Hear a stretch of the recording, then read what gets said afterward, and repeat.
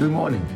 This is Believe Differently. I'm here in this beautiful morning, and the sun is shining through my windows, and it's just an absolutely beautiful day. I hope you're having a good day, and I like to apologize because sometimes I just rush like right into the video. You know, we have editing limitations that it could only be 28 minutes or 25 minutes.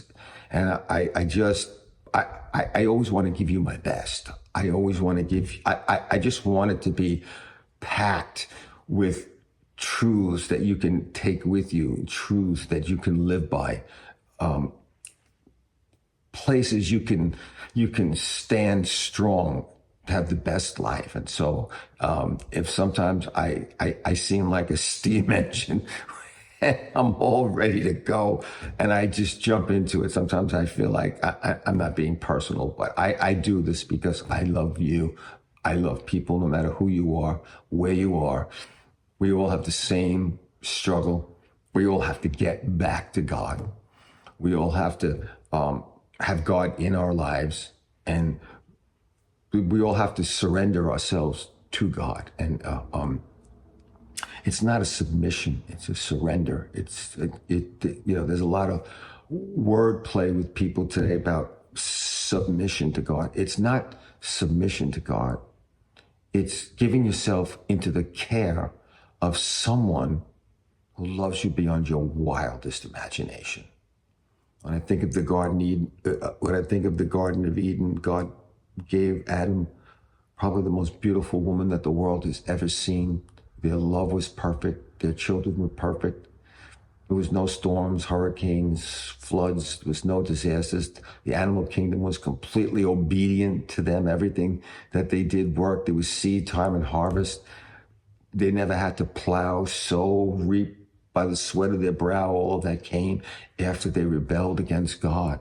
And that's what happens. Our lives become a struggle. And we can't find our identity, and we can't find out who we are. But I want to give you a phrase. It's a very, very powerful phrase. If you grasp this, you might grasp a little picture of who God is. One of the things that my wife and I always wanted was to raise good children that would reflect, of course, my biblical values, but our family values, and that would represent to our friends and neighbors and the rest of our family that we loved them, that we cared for them, and we're doing the best we can to love you and to care for you. So when God made you, he took the best of himself and he put it in us. And we're called his image bearers. We're in his image and likeness. It just means that we have a spirit and a soul. We can relate to God. God's relational. So everything God does relationally. It's not about performance or religion or doing or striving. It's in our relationship with God that we're changed. We just have this so backwards. We just have the more we strive, the farther we get from God. The more we relate to God, the closer we get to God. So there's this deep truths about relationship with God. And so we're his image-bearing children, that we're to reflect his nature. God doesn't suffer evil because there's no evil in him, and there's no evil in heaven where he lives, his throne. There's no evil there because there's no evil in him. When he made us, there was no evil in us until we chose to be selfish and self-willed. Then evil started to form it, and then we wanted to overthrow God. We wanted to overtake his world. We wanted to use everything in a disordered way and not how God created it to be. And then diseases and troubles and storms, and we got farther and farther from God. We lost our authority. We lost our power. This is a biblical worldview. People don't understand. We blame God for the world. We blame God for who we are. We can't blame God for anything. Free will was your greatest gift, and you have to use it to love. And you have to love what you worship, you become. And when you worship God, you were going to become more like him. We was image-bearing children. And the deeper our relationship with him, the more powerful we became. The less our relationship with him, the less powerful we became. And we lost what's really true, what's really right, what's really good. And then darkness entered the world, and human imaginations became fallen. Human thoughts just became human. They were no longer with divine inspiration. They became futile. The Bible said futile, darkness. I remember one time I was shutting the lights off in a building where I was at, and after I shut the lights, I couldn't find my way out. It just was so dark. I had to put the lights back on to remember where the door was. And even then, I barely made it to the door. That's what happens when we sin. We plunge our lives into darkness. We no longer have direction. We no longer know who we are. We no longer where we're going. We have all kinds of sinful proclivities because we're not carrying the image anymore. We died to God's image. We became another being, another image. We carried the image of the devil, not the image of God. And the devil is self-willed and selfish. And so, it's such a beautiful thing because we're his image-bearing children and co-rulers. If you're in charge of something, what happens to it is determined by you. I was just reading a whole big thing about Stellantis that owns Chrysler and Jeep and Fiat, and they're like tumbling into, they're losing billions and billions of dollars because they lose their way. They lost their vision. They lost, like creativity. They don't know who they are. Should we go all electric? Should we go hybrid? Should we go this? And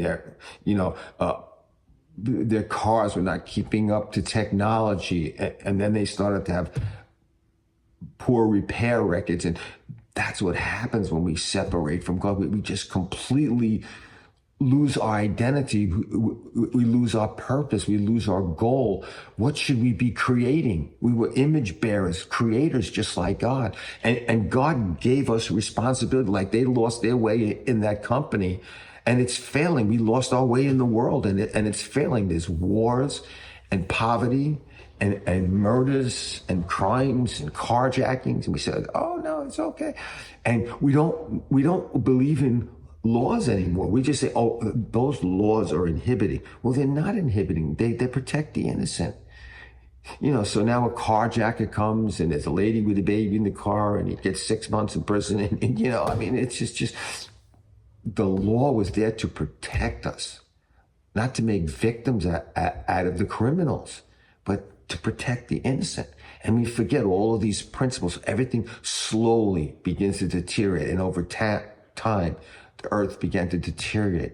If you read the Bible, they lived hundreds of years in those days. But as they lost their dominion, their authority, their power, God was not involved. God is the strength of everything you do. Without him, everything turns to chaos.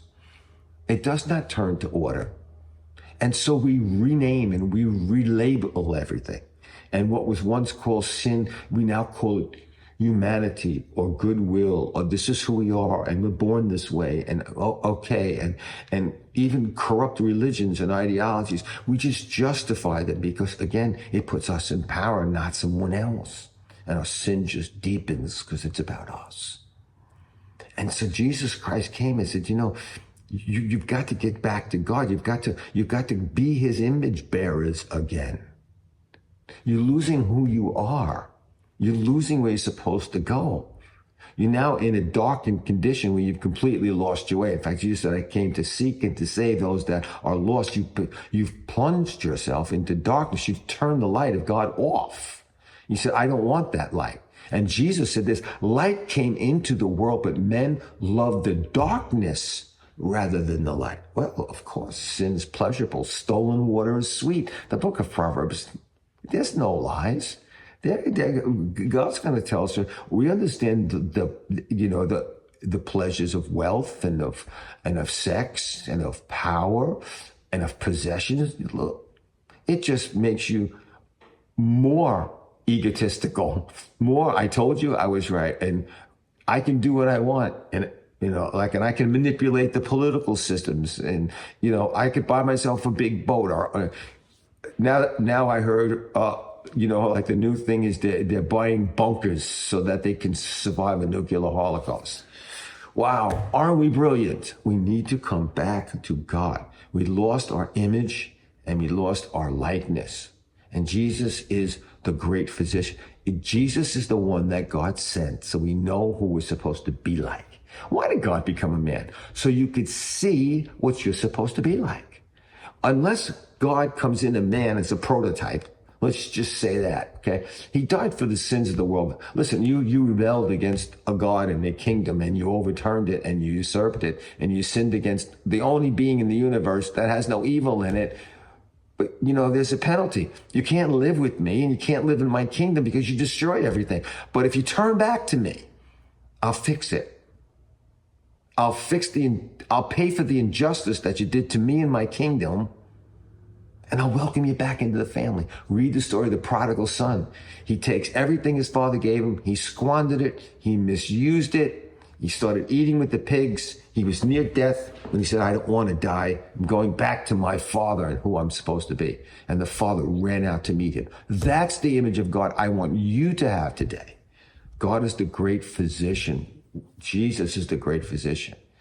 And so Jesus came in his human nature, and no one ever came for you. Every other religion or ideological, philosophical leader came to find a path, a way, in their own way. Jesus didn't say, I am finding a way. I am the way. Jesus came for you, not to find a path for himself. He said, I am the path.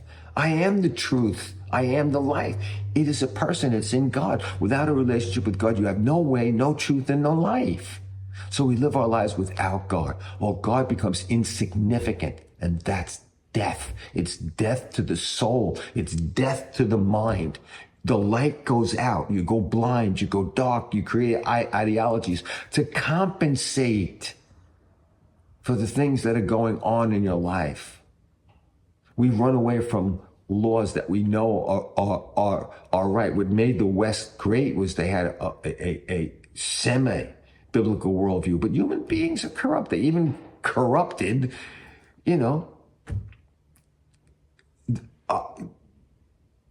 they use the Bible and use God for their own ends. There's probably nothing more evil than that. And yes, we all pay the price of that. But again, even in the, there's this victim status going on where we're all victims. We're all victims. One nation conquered another nation, and that nation who conquered the other nation was just as corrupt as the nation that they conquered. But now the nation that was corrupt, that was conquered, is now the victim, even though they sacrificed their children to stay and killed one another in droves, but now they're the victims because the stronger guy. Don't you understand? We're so dark, we can't even get history right. We've all sinned and fallen short of this glory of God, this goodness of God, this right of God, this truth of God, and how to live. We've all fallen short of it. And so Jesus came and he said, I'm the great physician. He said, I've come for the sick. If you don't know you're sick, if you don't know you have this condition called sin, if you don't know that you're willful and selfish and that you've alienated God and you've driven yourself out of his kingdom, you've rejected God. God did not reject you. You said no to God. When you die, you get the no you want. You don't have to be with him in his kingdom, in his heaven. You could go with everybody else that has rejected God. God has to put them somewhere. You're eternal. Once the seed, once the sperm and the egg meet, there's a flash of light. You're eternal. That's it. There's no annihilation. You have two destinies, one with God or one outside of God. That's your choice. Don't blame God. I'm tired of people blaming God. You cannot blame God for the life that you chose. For 2,000 years, Jesus Christ has been reaching out in so many ways. God had men copy down the words that Jesus wrote perfectly. Yes, perfectly. If God can't protect a couple of people over the centuries to protect his word, he's not really much of a God. But he kept his word in the earth and he preserved it. I mean, we found the Dead Sea Scrolls in 1950, whatever it is. And it was everything that for 2,000 years before that and after the New Testament and into the New Testament. It's incredible because God's the preserver of his word. We're going to stand before God and God's going to say, here's my word. Did you ever try to line up? No, I had my own way. You know, I'm the new God. I have new desires. I don't have to carry your image. I can do whatever is evil because I'm the new God. I don't have to be in your likeness. I created the world the way it is. Isn't it beautiful? Wars, murders, robberies, violence, sickness, disease, poverty, nations against one another. This is the world that we created. And God came as the physician to heal it. God said, come to God is pleading. Jesus was standing in front of a huge crowd one day and he said, how long have I stretched out my arms? I long to take you under my wings to heal you. Jesus said to the people standing in front of him, in hearing you hear not, in seeing you see not. Oh, that you would hear my words and I would heal you. I think, you know, like most people, we don't go to the doctor until we realize how painful that the symptoms are. But we just don't. You know, the book of Isaiah says, you're bruised and you're battered, but you won't come to me. It looks like we're on the brink, maybe in a couple of years, of World War III. I mean, this is the scenario. You got China on one end, you got America on the other end, you got Russia on the other end, you got North Korea on the other end. You have Iran, all the religions, all the countries, everybody hates one another, everybody's vying for power. We're just going to blow each other up because we lost the image and the likeness of God. Jesus came to restore that. Only God can do that by his Spirit. What happened to human nature? We told God's Spirit we don't want you, and we lost the nature of God. When Jesus died on that cross, he took your sins, the penalty. But his greatest gift that he gave you as the great physician was to put the healing power of his Spirit in you. Jesus said, if you make me Lord, stop being willful and selfish and let me live in you my selfless life, I'll impart to you and you'll start to love God and you'll love who he is and you'll become like him and your world will be better and you'll be better because your life is built by relationship with God's Spirit and truth, not by your estranged identity, by who you think you are. Everybody thinks as soon as they're born that they're children of God. No, children of God came by covenant. Children of God are not born. Children of God are actually born again. That's what Jesus said. We're born into the world, estranged from God, which is why we sin. But Jesus said to everyone that's at any age to understand this condition, he said, but if you receive me, you'll have a second birth, a spiritual one, not a natural one. We know you're naturally born. We know you're here. The Bible said as many as received Jesus, he gave them the power to become, listen to this, the image-bearing co-rulers with God. How could you rule the world if you don't have the heart of God? What fools are we that we think that we're so smart, that everything is the brain, the human brain. The bigger the brain gets, the brain does not mean morality. The brain does not mean goodness. The brain does not mean mercy. The brain does not mean kindness. The brain does not mean generosity.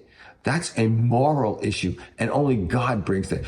Satan is the smartest creature in the universe. He's deceived the whole world, and he has no heart. It's black. It's black as the blackest black hole. What we need is a new heart. The Bible said, I'm going to take your heart of stone out and I'm going to give you a new heart, a heart of flesh, a heart after God. So he didn't tell me only come to the doctor. I don't know what's going on in your life. I've had many people who have come to our church.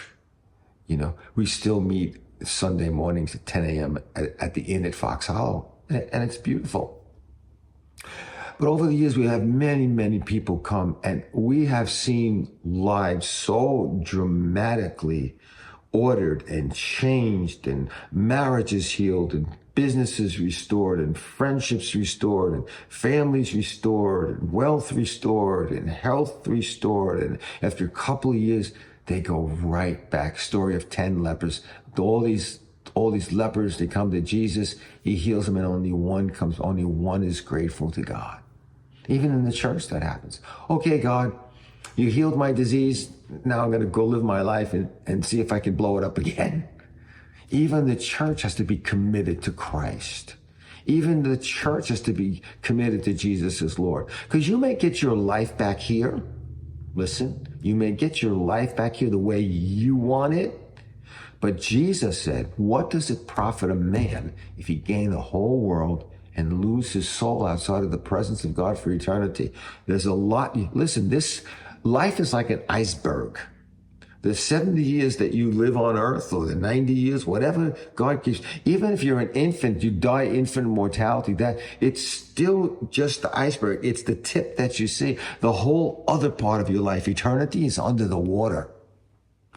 We're not living for how many years we have here.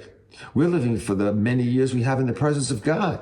That's what Christianity is about. That's what Christ came to teach. That's what Christ is showing us. What does it profit a man if you gain the whole world and lose your identity as image-bearing co-rulers with God?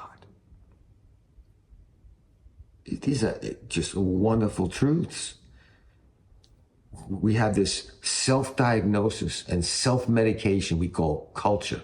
We rename and reframe everything. It's like having a rabid dog, but you love it and you just keep petting it, but it keeps biting you. Our sin is like a rabid dog. It just keeps biting us and we keep getting infected. And yet we reject God. Self-medication of self-help and religions and ideologies and philosophies. I know I say that a lot, but it's true. I put my trust in those things. I read all the egghead books and I came out just as empty. Because just as soon as you put one thing in play, then another guy comes up with something. This one's a little bit better. And next thing you know is you're chasing shadows. They're not really light, they're shadows. The Bible said in him is life, and the life was the light of men. Well, unless we pursue the light of God's truth, we're pursuing shadows. James tells us God is light, and in him there's no evil, not even a tinge of shadow of evil in God. That's why we worship God, because he's the only one that could get the evil out of our lives, the self-destructive evil out of our lives. It's not only self-destructive, it destroys other image-bearing children. You think God wouldn't be mad at that? If someone came in and slaughtered your whole family, you wouldn't be mad at that? Someone came in and deceived your family and took them into a cult, you wouldn't be mad at that? You wouldn't want to judge that? You wouldn't want to stop that lie? You wouldn't want to stop that murder? Of course, there's a penalty to be paid. And that's why Jesus took your sins to the cross and paid that penalty so God can help you, not self-help, not redefining who you are. Who you are is image-bearing co-rulers. Unless you carry the morality of God, you're just going to destroy the world. You'll just be smarter. You'll do it with AI, and you'll do it now with drones. This is the condition that the world is in, but we won't admit it because we want to be gods. And so Jesus Christ came. He came as the great physician. In John 3:11-13, he says, I assure you, most solemnly, I say to you, I speak only of what I absolutely know and testify about, what I've actually seen. And still you reject the evidence. You do not accept my testimony. I told you earthly things and how the earth works, and you don't believe it. You suffer the calamity. And now I tell you about heavenly things. No one has ever gone up to heaven, and no one who has ever come down from heaven except the Son of Man, Jesus Christ. We don't barely understand earthly things. We're still struggling static state, Big Bang, black holes, time, space, boson Higgs. We're still struggling with alternate realities. We can't grasp earthly things. Can you imagine heavenly things? People are coming back with near-death experience, atheists, and said, "Oh my God, we got to get this right. There's a supreme being out there, you know." We need the great physician. His name is Jesus. Jesus said, "I am the way, I am the truth, and I am the life." He came as a prophet greater than all who came before him and all who would come after him. It's God explaining God. Not secondhand knowledge. We talk about, the Bible is like telephone. One guy heard it, and then by the time it gets to the end of where you are, the word of God has been distorted. No, it wasn't like that at all.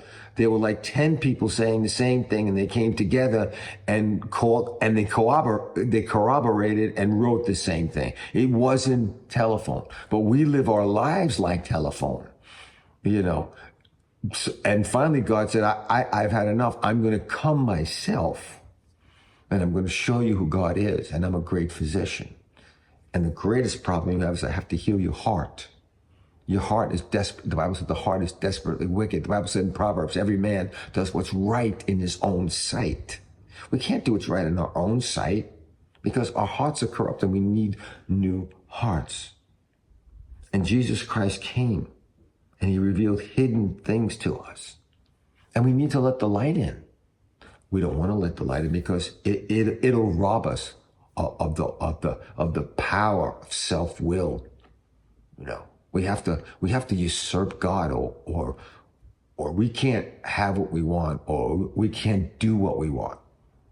Listen, there's only one perfect person, and his name is God, and he's eternal, and we desperately need him, or we're going to eternally live corrupted.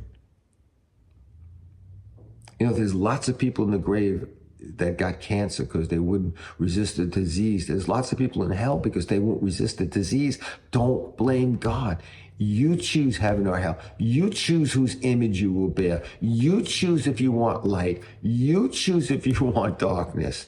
You choose if you want a moral universe where people don't kill and destroy and rob and steal from one another.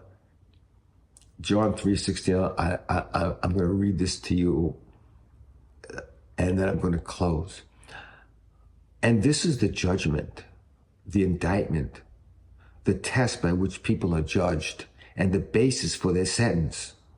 Light has come into the world, and people love the darkness rather than the light, for their deeds were evil. Yep, your sin will bring you money, pleasure, power, possessions, but it's also the most destructive force on the face of the earth. The first thing it does is it destroys you as God's image-bearing co-rulers. And once that happens, you've lost everything. And light came into because the deed, for every wrongdoer hates the light and does not come to the light, shrinks from it for fear that his sinful, worthless activities will be exposed and condemned. I wish we had the conscience we used to have. I wish we'd have a conscience. We are so psychological that now we say that guilt is a bad thing. That would be like me saying to you, from here on in, I'm going to take all pain away from your body. And so when you touch a hot stove, you would just burn up because because you're no longer sensitive to pain. Part of the reason God left the world the way it is that we would go so sensitive to pain that we'd seek a physician that can heal us.